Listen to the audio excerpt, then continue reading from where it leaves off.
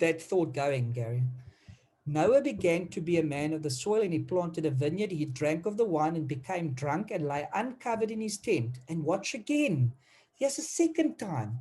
And Ham, the father of Canaan. Why not just Ham? We already know who he is. Whose head are we trying to get into? Moses. If Moses is repeating that Ham is related to Canaan, there's obviously a reason, isn't there? It doesn't have to make sense to you because he didn't talk to you. But if you are sitting between Egypt and the land of Canaan, does it make sense to you? Is it viable to you then? Any answers? If you are in his original audience and you are sitting between Egypt and Canaan, does this fact and this constant highlighting on his part, does it become relevant then? Yes. Incredibly relevant. Because here's what you've got to know. While the original audience is reading this, what do they already know? They know Canaan. They know what's happening in Canaan. In fact, can I tell you something more? They know that there's scary stories about Canaan. Do you think they're feeling super confident about going into Canaan? And the story of Joshua sending the spies might be your hint already. Were they super confident about going into Canaan before they got there? Well, they wanted to turn back. Right. Why do They they didn't want to want turn back? to, because they would have read or orally been told the story of the flood or the fall. Yes. They've heard the stories, and then the spies just go and lay it on even thicker when they were negative about it, right? So it's not like, oh, we didn't know what we're going to walk into. Yeah, we thought we are going to get like a welcome pack when we arrived. So no, Darren, yeah, I see an Easter egg, as they say in the movies. Something that came back to me, tell me if I'm wrong here, that there seems to be an intentional emphasis on Ham, the father of Canaan. yes, Now, something when you go back to Purim, there's a pattern in the writings that you taught us that when you want to not, it's almost like this terrorist that killed those people at the mosque here in New Zealand. The media and the government decided to not unnecessarily give him any future attention by just omitting his name and just right, referring to him as the perpetrator or whatever. And yet, yeah, so intentional. Ham, being a bad character, gets all this emphasis on his name. And it's almost like a paradox, not a paradox, but contradiction in terms. But you realize that what Moses is trying to tell the people here is, hey, I want to remind you about this bad guy, remind you exactly. about the origins of this guy. That's very Whereas in true. other parts of the Bible, they omit the name and they just, like when you sound, the tradition with Purim, when you make the noise, when you say Yes, Haman's name, yes, it's a contrast. And I see now the value of this mentioning, and you've highlighted it yourself here, saying, and Ham, the father of Canaan. he keeps on saying it, which, And like you said, yes, can I just make a side note? I find it interesting that he's. I know it's probably not any connection, but I find it interesting that Ham, the English name Ham, you know, somehow has a lot of connections to the unclean right. pig. It might be I don't know if something there's that any I don't know, but it connection. is interesting. If nothing else, it's a happy coincidence. Otherwise, Yes. okay. So yes, that same portion, but adding just a little bit more to the original portion. And Ham, the father of Canaan, saw the nakedness of his father and told his two brothers outside. Now, how do Christians traditionally um, analyze this? Oh, he walked into the tent, his father was naked, he laughed, and if you're really unlucky, sorry to Nande and Busi, I think you on as well. The old Christian tradition suggests that because he laughed at his father's, God made him black. So, Nande, I'm sorry for you. Apparently, some European Christians feel that you're a black man because apparently this guy saw his father naked and laughed. Obviously, that's the most embarrassingly absurd notion there is. But no, Um, it's so funny, G, because it's something me and my father have actually talked about. We've read up about those um, idiotic understand. But again, it makes sense when I don't even think it's necessary malice. It's actually I mean there are elements of malice, but is if you don't know the context about what you're reading, you need to start filling up gaps that Christianity has right. created. So it makes sense that okay, well, we have these group of people that don't look like us, and we need to start colonizing. Yeah, I was Yes, just going to say the sad part yeah, about it is that it gives fertile ground to slavery. That's the irony. That it actually, so that shows you the danger of misinterpreting scripture that opened the door to slavery. So, but anyway, I mean, it's actually, I shouldn't laugh. It's actually tragic that human beings can actually honestly just be that dumb, okay, to even imagine that to be true, on its own. But anyway, so he sees the nakedness of his father and tells his brothers outside. So the Christian tradition is, well, the sanitized Christian tradition is he saw his father naked, he was disrespectful, and instead of covering his father up with a blanket or something, he laughed or whatever and told his brothers, and he didn't show respect, and that's why he's cursed. That's I don't even want to insult insults by applying an insult to that. I can't even find another way. So just forget you ever thought that that was ever a thing. And let's start doing some proper study rather. What did Ham see or do? Okay, so here's the question. What did Ham see or do that leads to this curse? And it's actually very simple. Are you ready for it? If you haven't heard this before, are you ready for this? What did Ham see or do? What is it that he saw? He did what? He uncovered his father's nakedness, right? That's the context. Who wrote that information? Who wrote that information in Genesis? Let's just get the author again, just to keep ourselves on track. Who is the author of that content?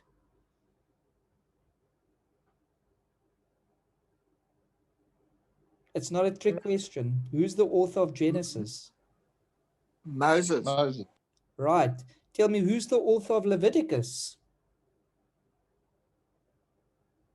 God, Moses. Moses. but God uses Moses, right? So therefore, let's state the obvious just to be clear. Moses writes Genesis and then Moses writes Leviticus. Did Moses have to write Genesis before the content of Leviticus? Is that a must? No. No. He writes all of it while they're in the wilderness, actually. So is it possible that some of what Moses is dealing with Israel might have influenced the content he takes for Genesis? So like he's watching the Exodus happen, things are going wrong because they did go wrong. People were doing things they shouldn't have been doing, like incest. So Moses realizes, I better get this bunch of nomads ready. I better explain to them who they're following. I better explain to them what we need to do because this is not going to work otherwise. Does that make sense? Now, to prove that point, watch this. Leviticus 18, verse 7. You shall not uncover the nakedness of your father. Does that sound familiar? Isn't that what Moses said about the story of Noah and Ham?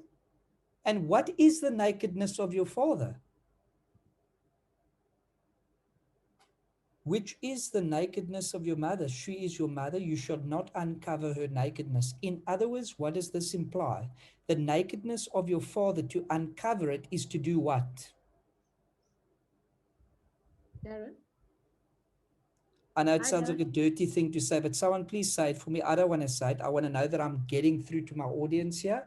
What is the uncovering of your father's nakedness in practical terms? Darren? Darren, Yes. Oh. Isn't it sexual activity or intercourse with your parents? Yes. Someone else wanted to say something? Yes, Darren, can you hear me? Yes. Yes, yeah, I was going to say the same thing actually. So basically what I have here is that Ham slept with his mother, and That's it. that's what it means, the nakedness of your father. Right. Well, look, that's true if we can trust Moses. Do we think we can trust Moses? I'm going with yes. So if the guy who writes Leviticus 18, verse 7, isn't he the greatest person to write Genesis, the story that comes before that? Doesn't it make good sense that he can tie those two together and create a nice, strong storyline and a motivation for how to be holy? Because he's like, I need to make these people realize that sons can't be sleeping with their mothers. Oh, wait a minute. Ham did that with his mother in the story of Noah, and he got cursed. So imagine if I teach these Israelites to remember that story, maybe it will help them stay holy while they're learning about this God they follow. Someone tell me that makes good sense to you and not just to me.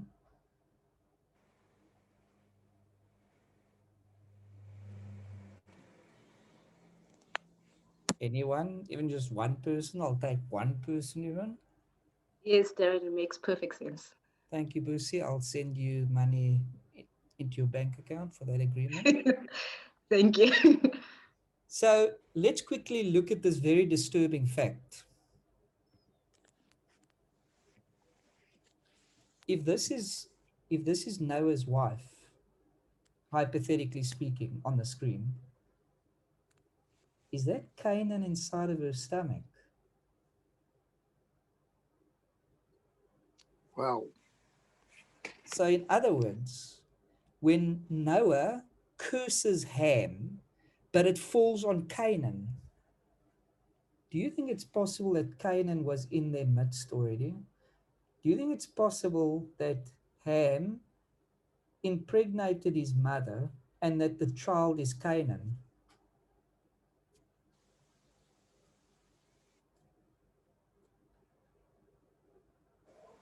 Now, something to Yes, think Darren. about while you're thinking about that. The act of Ham sleeping with his mother would be usurping his father's authority. In other words, he's shortchanging the system. He's preempting a leadership role, which maybe was going to be his to have. We don't know. Maybe he was the right guy to lead. So why does he find his father drunk? I don't know about you guys, and I can only speak to the men in this case.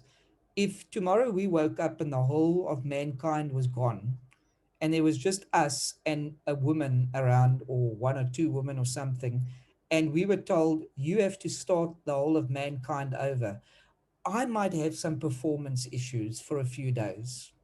I don't know. Like that just seems like quite a mission to fulfill. So here's the next question. Does Noah get drunk and pass out? Because he's a little bit overwhelmed at the magnitude of what his job is to do in the world at that point. What do you guys think? Is it a possibility at least? Yes, and let's not forget that he planted a vineyard, so he was also probably consumed with it around him. Right. Well, But yes, what would motivate him to and drink and get smashed, Gary? Don't people who get yes, stupidly drunk normally have a reason because they're trying to escape some reality of some kind? exactly, and again, Moses then uses even that to teach on drunkenness and the Yeah. dangers that it can cause. It kind of makes sense, doesn't it? We know Canaan is born, he has sex with his mother. I mean, good Lord, we all know what happens when people have sex. And quickly, let's quickly, we in whose head are we? Someone tell me whose head are we getting into? Moses. Right. Okay. Do you think, Kathy, that Moses might just be having a running theme with incestuous relationships and genealogies getting screwed up within the first 38, 39 chapters of Genesis? The answer I can tell you is a yes. Who wants to tell me why it's clear Moses is running with that kind of theme? Give me some of the other examples that has the same theme, which proves which proves we are getting into Moses' head by pointing these stories out. We've got Noah and, sorry, Noah's wife. And isn't it interesting that his wife remains unnamed? Yeah. Maybe it's because she was complicit. But put that one aside. Give me another story where something similar happens within the first 40 chapters of Genesis. Genesis 60. Okay, no, but think more in human terms. Let's keep it in the human realm. Okay.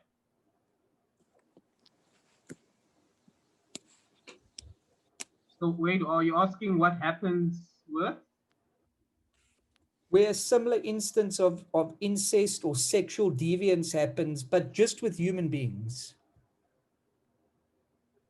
Wasn't that Jacob and his daughter-in-law? You're close, not Jacob. Judah, maybe? Judah Judah, sorry. Yeah. with Tamar. Now, here's what's interesting. Where does that story drop into the text? As Joseph gets sold into Egypt, suddenly we get told about Judah and Tamar. It's Genesis 38. Isn't that interesting?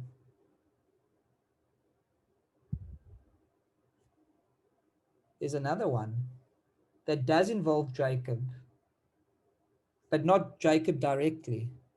Anyone know that one? Also in the first 38 chapters within that space. Did you know that Reuben, Jacob's son, has sex with Bilhah, one of his slave girls? So isn't it Lot? Isn't Lot as well? Right. You know the Reuben story, right? Yeah. And that's part of the reason why, Nande, remember when you and I spoke about why some of the brothers don't get to be the king? Well, Reuben had sex with his father's concubine. That demotes him. And now Gary rightly points out Lot and who? Both his daughters. Right. You know, it's interesting, Gary. When you go into the table of nations, it spells, watch this, it tells you the names. We're not going to do it now. It tells you the names of all the descendants from Noah, like his son had this, da, da, da, whatever, right? Guess who it stops and actually branches out more in detail? Ham. And it goes into Canaan. And then guess where it goes into? It even tells you where they went. You want to get a light bulb moment, everyone? Some of Ham's descendants through Canaan, guess where they end up? Moses points this out to you in that table of nations. You know where they end up? Sodom. That's right. And I did a little bit of study as well. I think they even end up in Midian, uh, Edom. Yeah. Isn't it? Is anyone, just tell me, is anyone starting to see the value of getting into Moses' head, just theoretically? And then secondly, is anyone actually feeling like they are getting into Moses' head? Yeah. And all those nations become Israel's thorn, Right. enemies. Which is why Moses is telling that story so strategically. Here's a thought.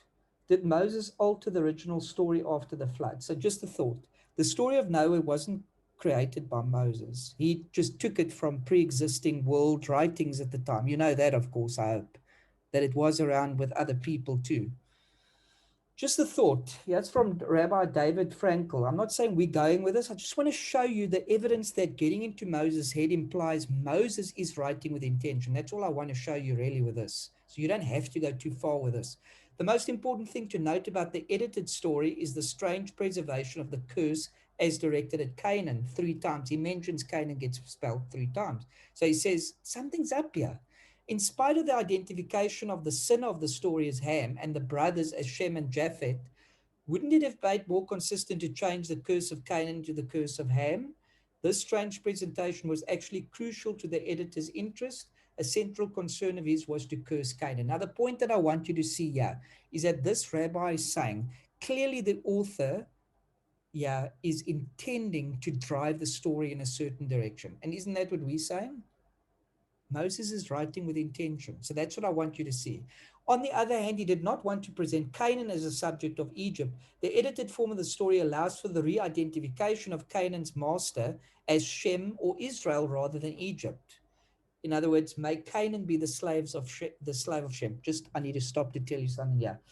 Do you know that at the time that Moses is in Egypt, everyone with me, the time Moses is in Egypt, at that point in history, Canaan exists, obviously, already, the land, the people, the group, mixture of people there already. Do you know that Canaan was kind of subject actually to Egypt at that point? Egypt had subdued Canaan, which kind of makes the prophecy that Moses points out in any case true, because Moses writes that about in the story with Noah, that Ham's descendants will be subdued, okay, to some extent. Egypt did that. So here's the picture I need you to see.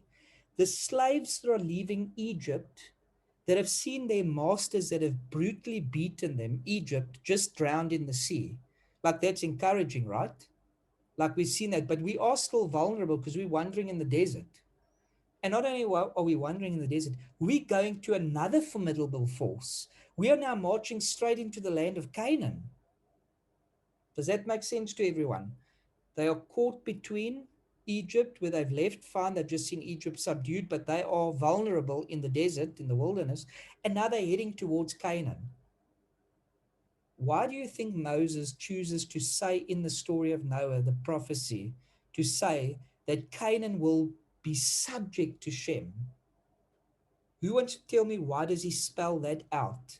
What reason would he do that for?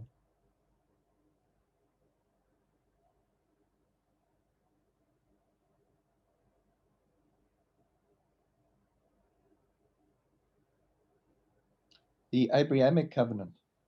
Yeah, so why is Moses pointing out in Noah's story that Canaan will be subject to Shem or Israel? It's because they fear Canaan like they feared Egypt. And they knew that Egypt had control over Canaan. So in their minds, why wouldn't Canaan just be their new masters? Because they've got a fortified city. What have we got?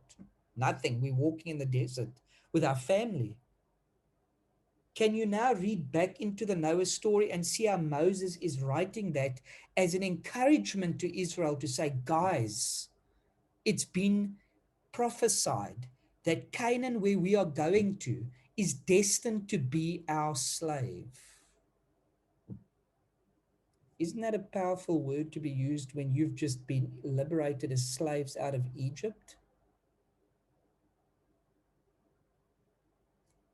Anyone getting what I'm saying here?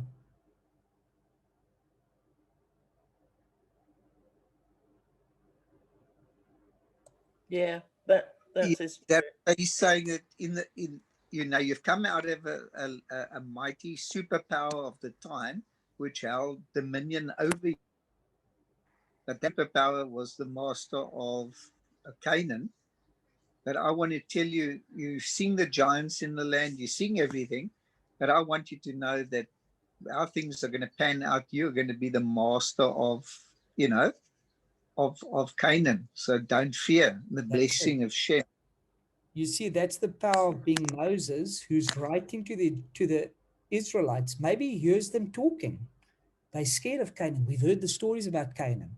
Does that possibly help to inspire some of the content he puts in the story of Noah? I think so. Because now it's, yeah, watch what the author, what Rabbi David Frankel says here. May Canaan be the slave of Shem. We are, so he's saying, us Israel, we are the divinely destined masters of the Canaanites, proclaimed the editor, which is obviously Moses, right? And not the Egyptians, because at that time the Egyptians had been. Further, Noah's curse of Canaan and blessing of Shem. Watch here, notice that he blesses Shem too. It's to show that Shem, which Israel comes from Shem, shows that our mastery over the Canaanites is anything but an immoral abrogation.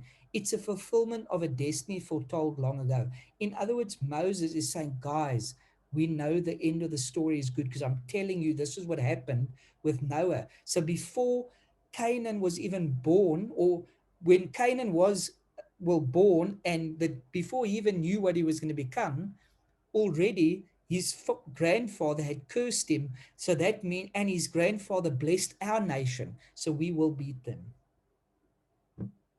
See the power of it when you actually let the author speak to his own audience and put anyone who's not that direct audience in their right place. Then you can look on and see as a secondary approacher to the text to say, oh, okay, wow, that's an inside story. That's incredible. Like, I don't need to project myself into that. I can see the beauty of what Moses is thinking and the fulfillment of it, because what we know is going to happen. And here's where we get to the most crucial part of our session. We're not far from finished now. Striking the empire. What empire am I focusing on for this text? Jericho, right? So they're going to Canaan, to Jericho. But now again, guess what we have to do? We've got to rewind just a bit. Well, more than just a bit. Genesis 12. Abram took Sarai, his wife, and Lot, his brother's sons, and all their possessions that they'd gathered, and the people that they'd acquired in Haran, and they set out to go to where? The land of Canaan. When they came to the land of Canaan, Abraham passed through the land to the place at Shechem, to the oak of Moreh. And at that time, the Canaanites were in the land. And the Lord appeared to Abraham and said, to your offspring, I will give this land. Who wrote Genesis 12?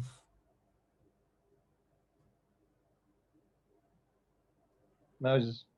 Moses. So he's still sitting with Moses, the same man with the same intention. And what name is he using again? Canaanites. Canaan, Canaanites. And what is he saying now about Abraham? To Abraham, to your offspring, I will give this land. So yeah, Moses has gone back again, well, at this portion. And what do we remember? What did I tell you from Genesis 12 to about 38? What is it? The creation of the Jews for the world. This is where the story of Abraham begins. So we're going to get the land, he's telling. So who's his original audience again? It's Jews, right? So when they see Abraham, who are they thinking of? Their patriarch. Abraham is my patriarch. He's my father, and Gary's my brother's patriarch in a very real sense, not a spiritual sense, in a real sense, right? That's our patriarch. So when we read this, that's what we're hearing. That's what we're seeing. Genesis 15:16. And they shall come back here in the fourth generation, for the iniquity of the Amorites is not yet complete. So where are they going to come back? This is where Moses writes that Abraham gets told, your ancestor, your descendants will go into captivity for 400 years, but they'll return to where? Where are they returning to? Where are the Amorites in? They're in Canaan. So you'll come back to Canaan after the sin of the Amorites has complete. So the Amorites are going to do bad things. This is again the Nephilim. These are the Nephilim generations that we talk about. And here's what goes on. Genesis 15:17 to 21. When the sun had gone down and it was dark, behold, a smoking fire pot and a flaming torch passed between these pieces. On that day, the Lord made a covenant with Abraham, saying, to your offspring, I will give this land from the river of Egypt to the great river, the river Euphrates, the land of the Kenites, the Kenizzites, the Cadmonites, the Hittites, the Perizzites, the Rephaim, the Amorites, the Canaanites, the Girgashites, and the Jebusites. What, Gary, which one stands out most for you there in that list of names? Because I think I know which one it's going to be.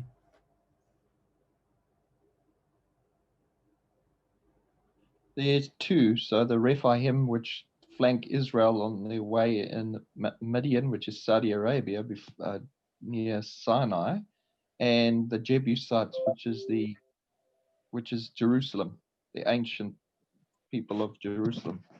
Now remember, Canaan ends up being Jerusalem.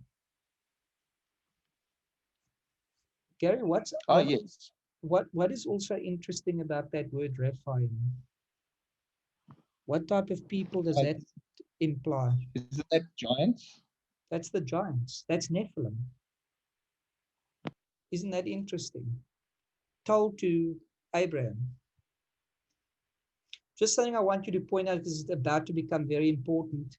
Behold, a smoking fire pot and a flaming torch. Remember those things, please.